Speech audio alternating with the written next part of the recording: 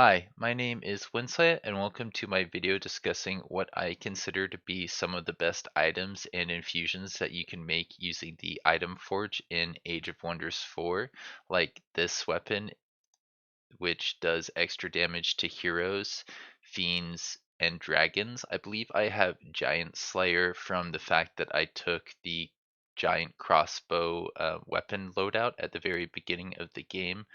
This one has a different source than all of the others, but when you use that to counter a dragon ruler, you can do a lot of damage quite easily. This is without flanking bonuses.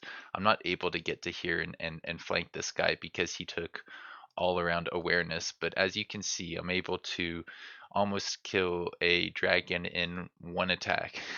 If I had just a couple more sources of extra damage, like through a crit or through a couple level ups, there's things that can boost your physical damage by just like 10% or something in the warfare tree, then I think I could kill this dragon in one attack. One important thing to note here is this dragon took the chaos transformation, which gave it the fiend type. It doesn't say fiend in here, but if you go up to the top here, you can see that it counts as a fiend type of unit, meaning we'll do extra frost damage and spirit damage, but we basically get extra 40% damage because we saw that this dragon had taken this transformation, and dragon rulers can reset their skills to get different transformations. So if you're going against a player who has a transformation, keep in mind that they may see your weapons and then transform into something different. And if you're playing against somebody who has those weapons against you, if you're like a dragon ruler, then keep in mind that you can reset your ruler to kind of like get around that interaction.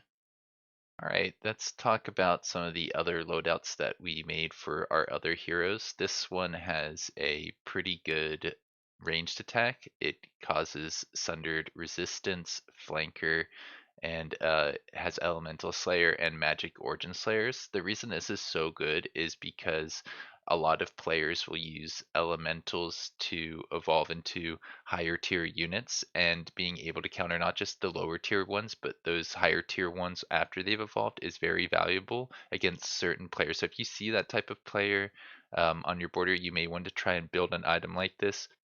Of course, that does mean you need to get the item forge, and I think in order to get Elemental Slayer and Magic Origin Slayer, you have to have specific magic materials, which can be limiting. If you wait to get those magic materials to craft your weapons, then you're not getting the potential value out of having better weapons on your heroes.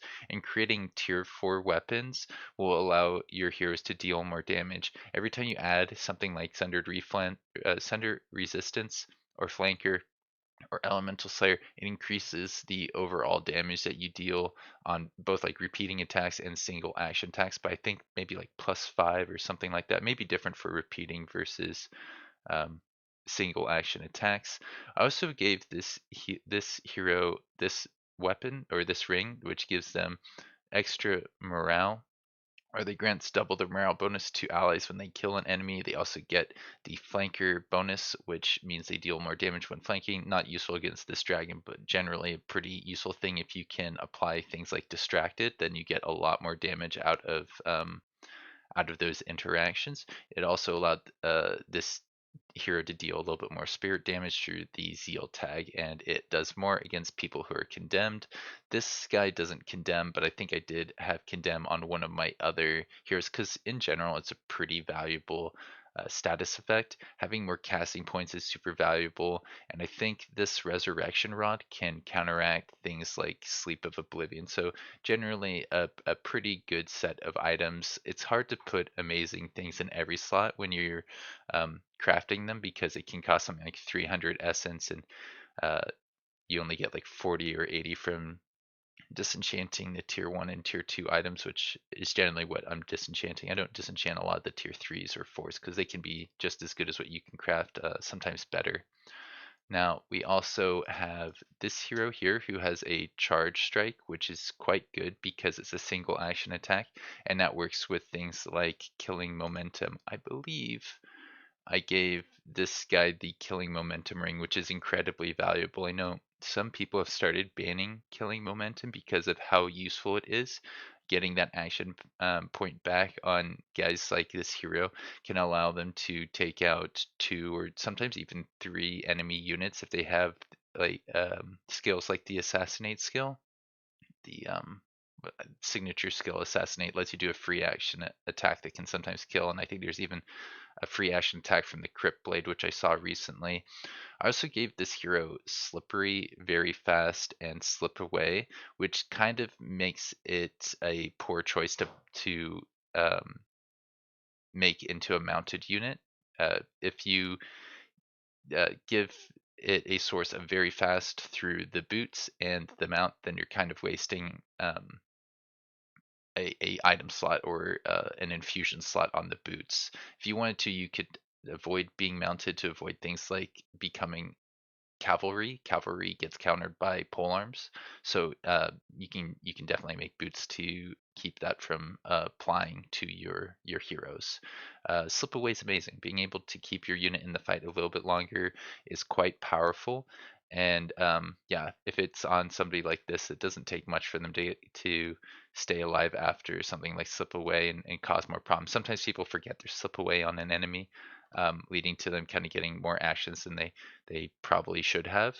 I may have made a mistake making this into something that's split between physical damage and lightning damage because there's some hero skills that increase your physical damage. So I don't think that would apply to the 15 lightning damage, but it can be nice if you're fighting somebody who's weak against lightning. You could probably get more value out of the damage, the lightning damage channel if your enemy is weak to it, but they may see that you've got something like this and then start to focus on building things that are resistant to lightning damage and maybe deal lightning damage. And let's see, we haven't talked about this guy in the back yet. We have this hero who has Sunder Resistance, Wet, Frenzy, and Hero Slayer. I think Frenzy was coming from their starting skill, so that didn't come from the weapon type. And as you can see here, I didn't actually have Condemned on any of my weapons, but it would work well with something like Sunder Resistance and Wet because you want to be able to apply Sunder Resistance a lot of times, and then what would just make it so you if it applies, you can do a lot more lightning damage. In general, they become a lot more weak to lightning damage if you can get what to apply, and making that easier to apply is pretty valuable.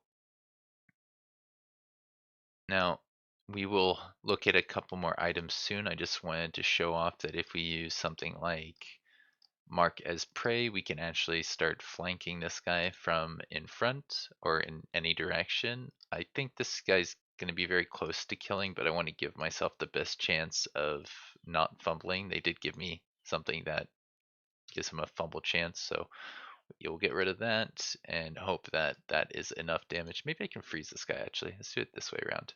He got condemned and slowed, which, oh yeah, that takes away retaliation when he's slowed. All right, that should be enough damage. Ah, I still grazed. Well, I have enough damage from my other dudes that this shouldn't be too big of a deal. It won't let me move until it's got all the things. Alright, yeah, this guy does a lot of damage because he's flanking. Even though he only had 2 attacks, still did quite a bit with those 2 attacks.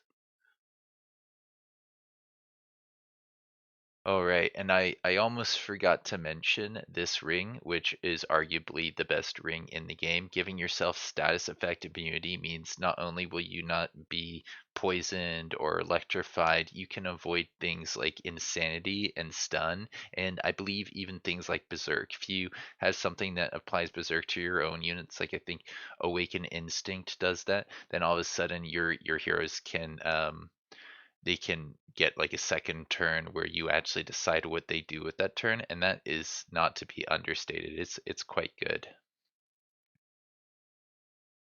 As you can see, I use some console commands in order to create some of these items, and I feel like it makes sense to go for some pretty simple bows at the beginning of the game because that allows you to get more damage, and it's something that everybody's going to have access to, or you're going to be able to build something fairly similar. I think I got the extra range from one of my magic materials But in general, you should be able to create tier 4 weapons that are similar to this that allow your heroes to stay relatively far back and deal a lot of damage. I know other people prefer the charge weapons, and some people prefer things like mage lock rifles.